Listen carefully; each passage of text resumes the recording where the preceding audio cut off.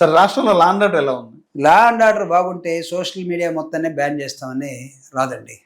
ఆ voice social మీడియాని ban చేస్తే నేపాల్ ఏమైందో చూసుకోవాలి. నెంబర్ 1 నేపాల్ ఏమైంది? సోషల్ మీడియా బ్యాన్ చేస్తే ప్రధానమంత్రి పారిపోయాడు.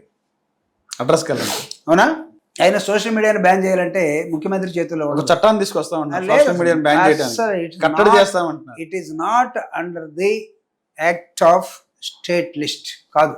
సాధ్యపడుతుంటారు ఈ ప్రభుత్వానికి. ఇది central government list, information act. వాళ్ళు చేయాలి. చేస్తే ఆల్రెడీ వాళ్ళు చేశారు, కొట్టేశారు, సుప్రీంకోర్టు కొట్టేశారు. ఇలాంటి తింగర పనులు చేయొద్దని. మీరు మళ్ళీ ఏమైనా చేస్తారని చేయండి. మేము కూడా దానికోసం ఎదురు చూస్తూ ఉన్నాం. కోర్టు దగ్గరికి వెళ్తాం, కోర్టులు కొట్టేస్తే సోషల్ మీడియా మీద మీరు మాట్లాడిన ప్రతి వాడి మీద మీరు వాళ్ళని అరెస్ట్ చేస్తాం, భయభ్రాంతులు చేస్తామంటే కుదరదు. లా అండ్ ఆర్డర్ బాగలేదు. It's worst. గతానికి ఇప్పుడు పోలీసు ఇప్పుడే స్వేచ్ఛగా ఉన్నారు ప్రజలు అంటారు. సాక్షాత్తు హోంమంత్రి వంగులపూడి అనిత గారు. సరే, హోంమంత్రిగా పాపం నేను ఆ అమ్మాయిని గురించి నేను అన్ని చోట్ల చాలా తక్కువ మాట్లాడుతాను. ఎందుకంటే ఆవిడ దగ్గర కూడా పవర్స్ లేవు. గట్టిగా ఆవిడ మాట్లాడితే నీ పవర్ మాట్లాడకపోతే నీ పవర్ నాకు ఇచ్చేయమంటారు. హోమ్ మినిస్టర్ అనేది నాకు ఇచ్చేయమని ఒకసారి పవన్ కళ్యాణ్ అన్నాడు అనుకుంటున్నారు. లా అండ్ ఆర్డర్ పిఠాపురం మీటింగ్ లో అప్పుడు చాలా వైరల్ అయింది. పాపం ఆ అమ్మాయి పోయి మళ్ళీ బతిని అడుగుతుంది. ఆ అమ్మాయి బాగా మాట్లాడినా కష్టం, బాగానే మాట్లాడుతుంది. బాగా మాట్లాడితే కష్టం, బాగా మాట్లాడకపోతే కష్టం. ఎందుకంటే దాన్ని పీక్కునేటట్టున్నారు హోమ్ మినిస్టర్ని. Law and order home minister ఉండదని వాళ్ళకి తెలియట్లా. ఇట్లనే ఈ 10% గోల, అపోజిషన్ ఇవ్వడానికి 10% లేదు కదా, ఈ గోలే లా అండ్ ఆర్డర్ నాకు ఇచ్చేసేయమన్నాడు ఆయన. లా and order lies with always the chief minister at the state level and central level. Law and order lies with the prime minister. Just Panchayati Raj minister cannot take. ఇదేమి డిజిటల్ సిగ్నేచర్ కాదు, ఎవరికైనా ఇచ్చేసి నువ్వు better నా బదులు నేను షూటింగ్లోకి వెళ్తున్నాను వెళ్ళటానికి. లా and order lies with the chief minister. నీకు ఇక్కడ గట్టిగా నువ్వు ప్రజల పక్షాన్ని ఉంటే అక్కడి నుంచి తీసుకో, నువ్వు చీఫ్ మినిస్టర్గా. అప్పుడు లా అండ్ ఆర్డర్ నీ చేతిలోకి వస్తుంది. పాపం అనిత గారి దగ్గర ఏముంది? మీరు పాపం అనితని గురించి అడిగి కాబట్టి హోమ్ మినిస్టర్ గారు అదే హోమ్ మినిస్టర్కే ఆమెకు ఉండేది హోమ్ గార్డ్స్ లేదా డిజాస్టర్ మేనేజ్మెంటు. ఇయే లా అండ్ ఆర్డర్ ఉండదు. మీరు మళ్ళీ పవన్ కళ్యాణ్ మాట్లాడబాకండి మీరు కూడా. డ్యూ రెస్పెక్ట్, నాకు అనిత మీద ఉన్న మా సోదరిమణి కాబట్టి గౌరవంతో నేను చెప్తున్నా. అమ్మ ఎప్పుడైనా తెలియకుండా అది మాట్లాడితే ఏమో కానీ అసలు ఆవిడ దగ్గర పవర్సే లేవు. Somebody is enjoying that power, let them enjoy. అంటే సోషల్ మీడియాలో దాదాపు 23 మెడికల్ కాలేజ్ తీసుకొచ్చినటువంటి చరిత్ర టీడీపీ అని చెప్పి ప్రచారం చేస్తుంది. అంటే జగన్మోహన్ రెడ్డి గారు అంటే 23 మెడికల్ కాలేజీలు ఇప్పుడు మీరు ఏం చేస్తున్నారు? పీపీపీ మోడల్లో పంపించేస్తున్నారా? మీరు తెచ్చిన 23 ఇక్కడే ఉన్నాయా? లేవు కదా. ఇక్కడ ముఖ్యమంత్రి అయిన తర్వాత ఏం చేశారు అంటే రాష్ట్రం విడగొట్టబడిన అక్కడ సపోజ్ తెచ్చారనుకుందాం, అవన్నీ పీపీపీ మోడల్లో పంపించేశారా? ఇక్కడ ఎందుకు పంపుతున్నారు? ఎవరు చెవుల్లో పువ్వులు పెడతారు సార్?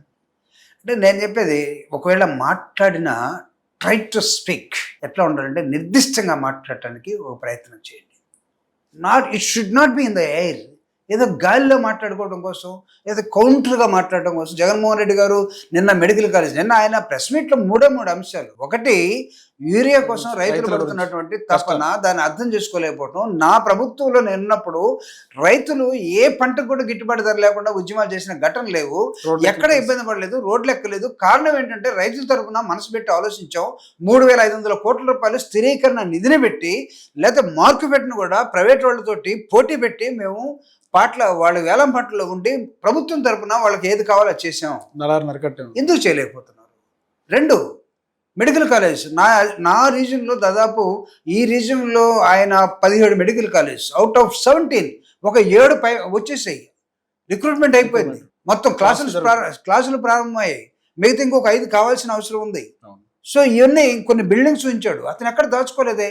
దాదాపు రాష్ట్ర వ్యాప్తంగా ఏర్పడిన 26 జిల్లాల్లో, కొత్త జిల్లాల్లో 17 కాలేజీని పిన్ పాయింట్గా పెట్టి ఆయన ఒక పవర్ పాయింట్ ప్రజెంటేషన్ చేసినట్టుగా చేశాడు. మీరు చూపించండి, ప్రజలు నమ్ముతారు, ప్రజలు చూస్తారు కదా. బిల్డింగ్లు కట్టారు, హాస్పిటల్ కావాలంటే బిల్డింగ్ కట్టాలా? బిల్డింగ్ కట్టే క్రమంలో ఎలక్షన్ వచ్చింది. ఎలక్షన్ వచ్చే క్రమంలో ఖచ్చితంగా మీరు ప్రభుత్వం సక్సెసివ్ గవర్నమెంట్ ఏం చేయాలంటే, నిజంగా ఇది ప్రజలకు ఉపయోగపడుతుందని మీరు భావిస్తే, మేము కట్టలేదు కాబట్టి వేరేవాడు కడుతుంది వద్దనుకున్నట్టు మాకు సంబంధం లేదు.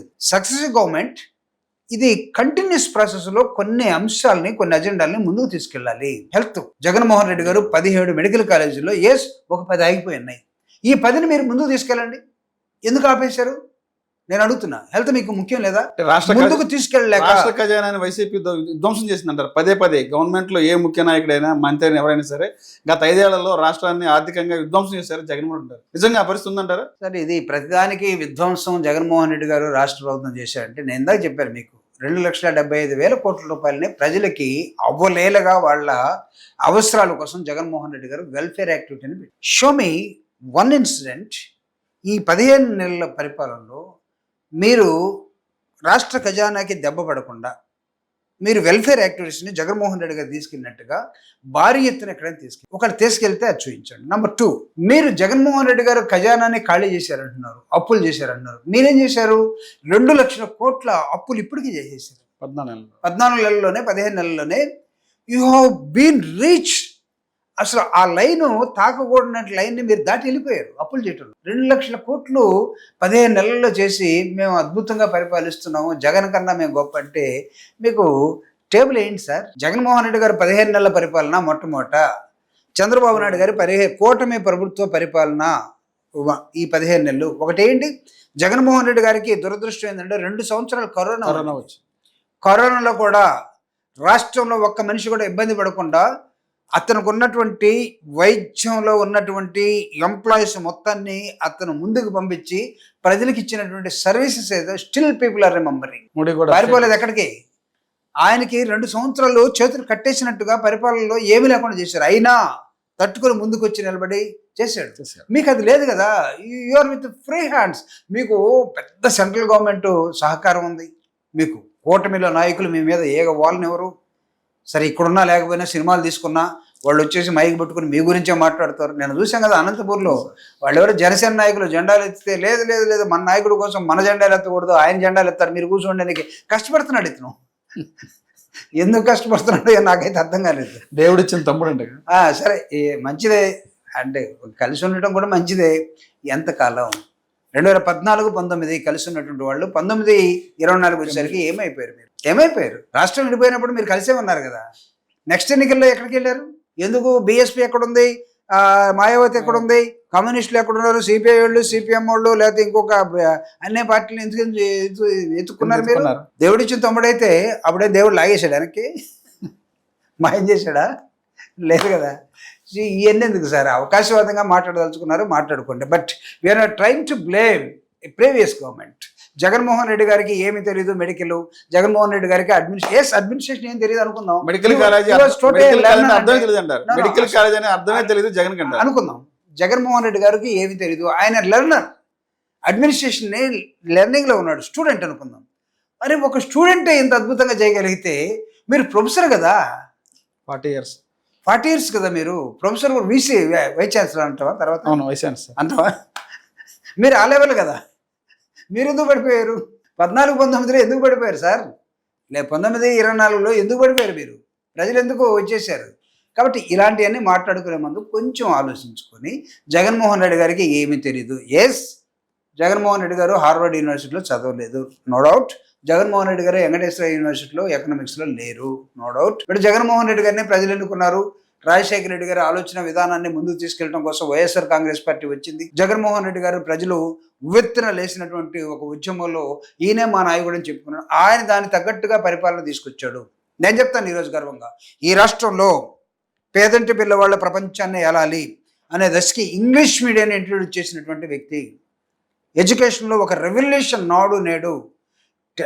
బిఫోర్ హై స్కూల్ లెవెల్ కన్నా ముందే నీకు టోఫెల్స్కి ప్రిపేర్ అయ్యే విధంగా, లేకపోతే నీకు అనేకమైనటువంటి ఇన్పుట్స్ పెట్టి ల్యాప్టాప్స్ ఇవ్వటం కానీ, ట్యాబ్స్ ఇవ్వటం కానీ, ఒక రెవల్యూషన్ తీసుకొచ్చినటువంటి విద్యా విధానంలో జగన్మోహన్ రెడ్డి గారికి ఏమి రేపు ఇప్పుడు మెడికల్లో ఏం తెలియదు అన్నారు, రేపు ఎడ్యుకేషన్లో కూడా ఏం తెలియదు అనే మాట ఆల్రెడీ విద్యాశాఖ మంత్రి నారా లోకేష్ చెప్పడం జరిగింది. ఏదైతే ఉందో 5 ఏళ్ల పాటు జగన్మోహన్ చేసినటువంటి విద్యా విధానంలో 20 years బ్యాక్ వెనకబడిందని చెప్పంటారు రాష్ట్రం. సో ఇప్పుడు వెనకబడిందా ముందుకెళ్ళిందా అనేది ఇంకో 2-3 సంవత్సరాలు. మేము కట్టిన బిల్డింగ్ కలర్ చేసినంత మాత్రం చేర్పులు మార్పులు ఏమొస్తాయి అంటారు. ట్యాబుల్లో కూడా స్కామ్ జరిగింది అంటే ప్రతి దానిలో కూడా విమర్శకు కూడా ఒక హద్దు ఉంటుంది సార్. నేను కూడా జగన్మోహన్ రెడ్డి గారు ఏమి చేయకపోతే మేమేదో పొగిడి ఎప్పుడు ఆయన కూడా ఒప్పుకోడు. అసలు నిన్న ఒక మాట అన్నాడు, ఇదే కాదు మేము ఇంకా అనేక అంశాలు చేసాం, ఆయన చూపిస్తే నిజంగా ఆశ్చర్యపోయాం. ఆయన చేసినటువంటి ఇన్ఫ్రాస్ట్రక్చర్ మొత్తం ఈ రాష్ట్రంలో ఆశ్చర్యపోయాం. మాకు కూడా చెప్పుకొని చేత కాలేదని అన్నాడు ఆయన. హీఈస్ అడ్మిటింగ్ హిమ్సెల్ఫ్, నాకున్న సైన్యంలో చాలా మంది చెప్పలేకపోయారు, మేము చెప్పుకోలేకపోయాం, వాటన్నింటి వాళ్ళు అబద్ధాలుగా చెప్పి ఈరోజు అంటే నిజం నిద్రలేసే లోపల అబద్ధం ప్రపంచం అంతా తిరిగి వస్తుందట. ఈరోజు అబద్ధం కుర్చీలో కూర్చొని వెళ్తున్న నేపథ్యంలో మనం మాట్లాడుకుంటున్నాం.